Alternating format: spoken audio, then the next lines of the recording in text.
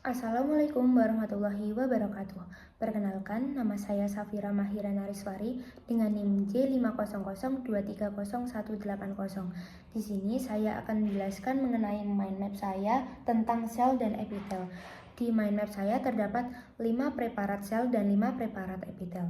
Yang saya jelaskan terlebih dahulu adalah preparat sel. Yang pertama adalah gambar yang kuning ini. Preparat ini bernama Stereosilium yang diambil dari organ epididymis. Di lapisan terluar terdapat lamina propria dengan sel otot polos. Nah, sel otot polos ini sendiri berfungsi sebagai menggerakkan sperma yang belum matang untuk menuju ke lokasi selanjutnya dengan bantuan sel otot atau mioid. Kemudian di tengah terdapat serabut yaitu bernama stereosilia.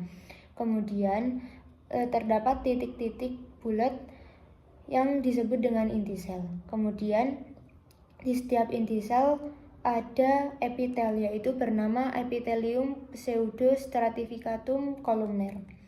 Yang kedua saya akan menjelaskan tentang granulum zymogen yaitu yang digambar di bawahnya, yaitu terdapat pars exocrine ini.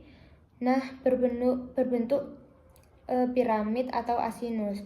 Yang kedua adalah bulatan-bulatan merah yaitu disebut dengan granulum zymogeni yang merupakan calon enzim.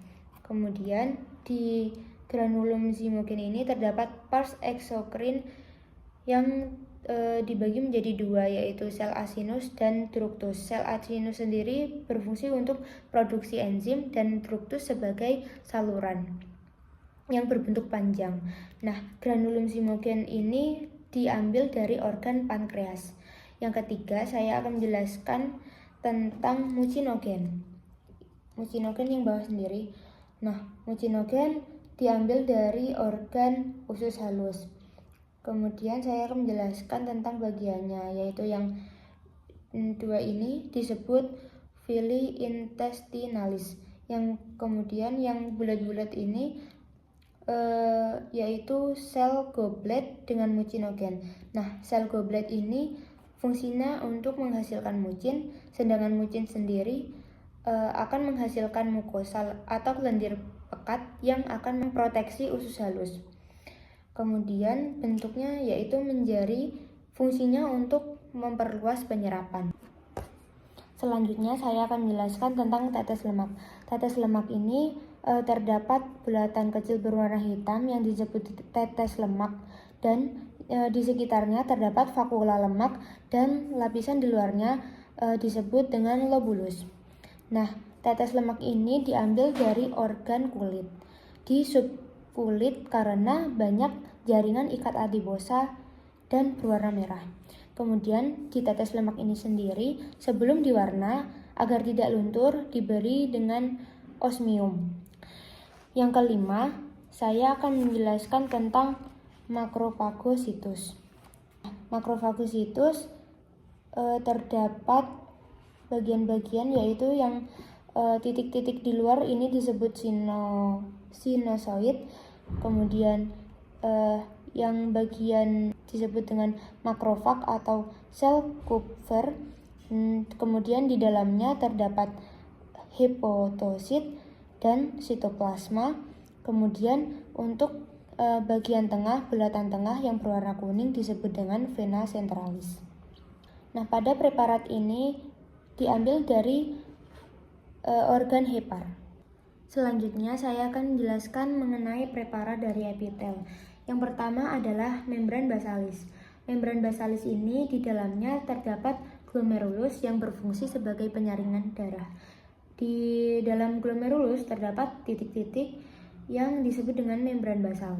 Kemudian di luarnya ini yang ada inti sel bernama epitel squamous simplex.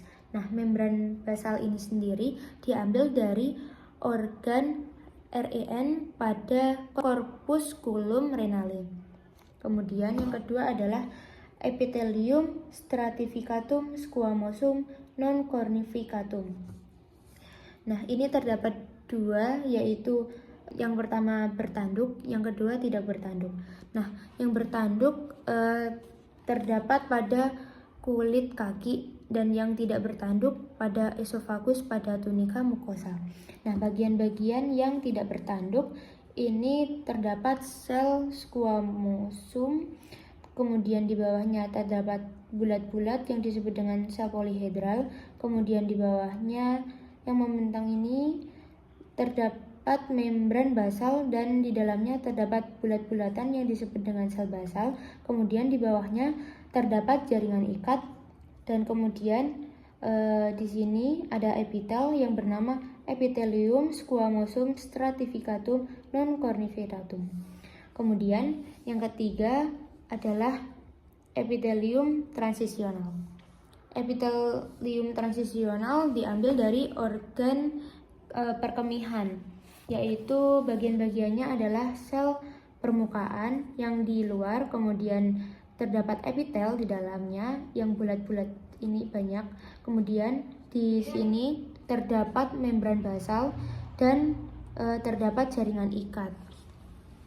Kemudian yang keempat adalah epithelium simplex cuboideum. Saya akan menjelaskan bagian-bagiannya, yaitu yang di sini terdapat parafolikuler, kemudian di sini terdapat massa koloid, kemudian dilapisi oleh membran basal. Di sekitar membran basal terdapat sel kuboid yang menyebar mengelilingi membran basal. Kemudian yang di bawahnya ada folikel tiroid. Kemudian epithelium simplex cuboideum ini diambil dari organ glandula tiroid. Yang terakhir adalah epithelium stratificatum columnar. Nah, diambil dari organ konjungtiva. Yang di luar ini disebut dengan membran basal, dan yang tengah serabut disebut dengan stereocilia. Baik, sekian presentasi dari saya mengenai mind map sel dan epitel. Apabila ada kurangnya, saya mohon maaf. Wassalamualaikum warahmatullahi wabarakatuh.